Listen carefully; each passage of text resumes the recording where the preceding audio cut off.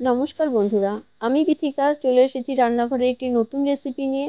বন্ধুরা, এই ফুলটি আপনারা চিনতে পারছেন? অনেকেই চিনতে পারছেন, আবার অনেকেই পারছেন না। এই ফুলটি হলো মহুয়া ফুল। এই ফুল দিয়ে আজ আমি একটি সুন্দর রেসিপি করে দেখাবো। আজ আমি বানাবো মহুয়া ফুলের পায়েস। এই পায়েস বানানোর জন্য মহুয়া ফুল নিয়েছি। আমি নিয়েছি শুকনো মহুয়া ফুল। এই মহুয়া ফুলের মধ্যে শক্ত একটি অংশ থাকে, এটি ফুলেরই অংশ। দেখুন বন্ধুরা, এটিকে আমি বাদ দিয়ে দিচ্ছি। এটি অনেকটা দেখতে জিরের মতো, তাই একে ফুলের জিরেও অনেকে বলে। ফুল বছরের একটি নির্দিষ্ট সময়ে গাছ থেকে মাটিতে পড়ে থাকে। এই ফুলগুলো তখন সংগ্রহ করে রোদে শুকিয়ে সারা বছরের জন্যই ঘরে রাখা যায়। যাদের এলাকায় এই ফুল নেই, তারা অনলাইনের মাধ্যমেও এই ফুল সংগ্রহ করে নিতে পারেন। সব ফুলগুলো আমি পরিষ্কার করে নিয়েছি। দেখুন বন্ধুরা, এগুলো অনেকটা জিরের মতোই দেখতে লাগছে। এবারে ফুলগুলো আমি খুব ভালোভাবে জল দিয়ে ধুয়ে নেব। ফুল যেহেতু গাছ থেকে মাটিতে পড়ে, তাই মাটির অনেক বালি কাঁকড় এই ফুলের মধ্যে আটকে থাকে। বালি কাঁকড়গুলো যাতে ফুলের মধ্যে একটুও না থাকে, তার জন্য আমি বারবার করে জল দিয়ে ফুলগুলো ধুয়ে নিচ্ছি। আমি এই ফুলগুলো প্রায় 4 থেকে 5 বার ধুয়ে নিয়েছি। ধুয়ে নেবার পরে বেশি করে জল দিয়ে ফুলটি আমি ঢাকা দিয়ে রেখে দেব 2 ঘন্টার জন্য।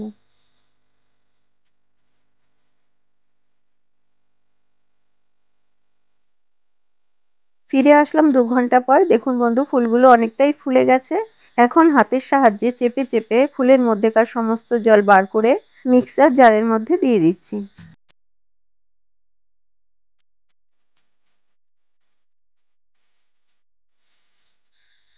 মিক্সিতে পেস্ট করার পরে দেখুন বন্ধুরা, আমি কিন্তু একদম মিহি পেস্ট করিনি, একটু দানা দানা থাকবে সেইভাবেই আমি এই পেস্ট করেছি।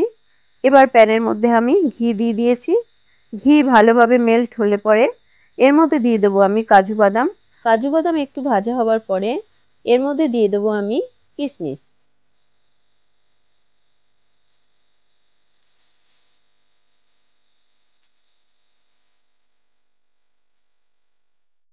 ভাজা হয়ে গেলে এটি আমি নামিয়ে নেব। ওই প্যানের মধ্যেই আমি আরও 1 চামচ ঘি অ্যাড করে দিলাম। এখন পেস্ট করা ফুলগুলো আমি প্যানের মধ্যে দিয়ে 2 থেকে 3 মিনিট ভাজবো। মহুয়ার পায়েস মূলত বর্ষার সময়ে বেশি সবাই খায়, আর এই সময় খেলে শরীর স্বাস্থ্য খুব ভালো থাকে।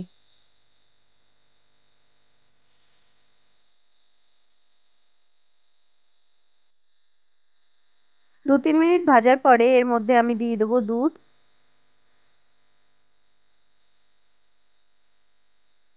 দুধ দেবার পরে খুব ভালোভাবে নেড়ে নিতে হবে। খেয়াল রাখতে হবে ভেতরে যেন কোনো দলা পাকিয়ে না থাকে। মহুয়া ফুলের পায়েস বানাতে খুব বেশি একটা সময় লাগে না, তাই প্রথমের দিকে আমি খুব হাই ফ্লেমে এটি জাল করে নিচ্ছি। কিছুক্ষণ জাল হবার পরে কাজু কিশমিশগুলো আমি পায়েসের মধ্যে দিয়ে দিচ্ছি। মহুয়া ফুলের অনেক উপকারিতা আছে, তার মধ্যে বিশেষ করে এই ফুলের মধ্যে প্রচুর পরিমাণে ভিটামিন এ এবং সি থাকে। আর যে কোনো ব্যথায়, বিশেষ করে বাতের ব্যথায় এই পায়েস খুবই উপকারী। এরপর দিয়ে দিচ্ছি আমি 2টো এলাচ।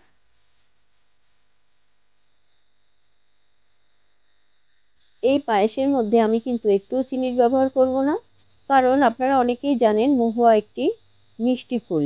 কিশমিশের থেকেও বেশি মিষ্টি লাগে এই মহুয়া ফুল, তার জন্য আমি একটুও চিনির ব্যবহার কিন্তু করব না।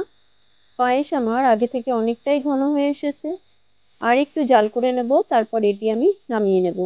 আপনারা আপনাদের পছন্দ অনুযায়ী ঘন অথবা পাতলা রাখতে পারেন, তবে এই পায়েসটি নামানোর পরে একটু ঘন হয়ে যায়।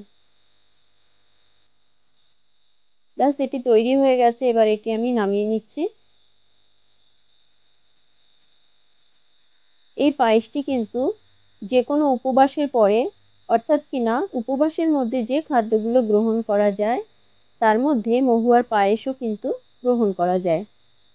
দেখুন বন্ধুরা, কি সুন্দর পায়েসটি তৈরি হয়েছে। এর রংটি দেখতে খুবই সুন্দর হয়েছে, আর এর সুগন্ধ একদম মাতোয়ারা। তবে আমার নিজের এক্সপিরিয়েন্স থেকে বলছি, পায়েসটি আজকে বানিয়ে পরের দিন খেলে বেশি স্বাদ লাগে। বন্ধুরা, ভিডিওটি ভালো লাগলে লাইক শেয়ার করবেন, আর বিথিকা রান্নাঘর চ্যানেলটি সাবস্ক্রাইব করে পাশে থাকবেন।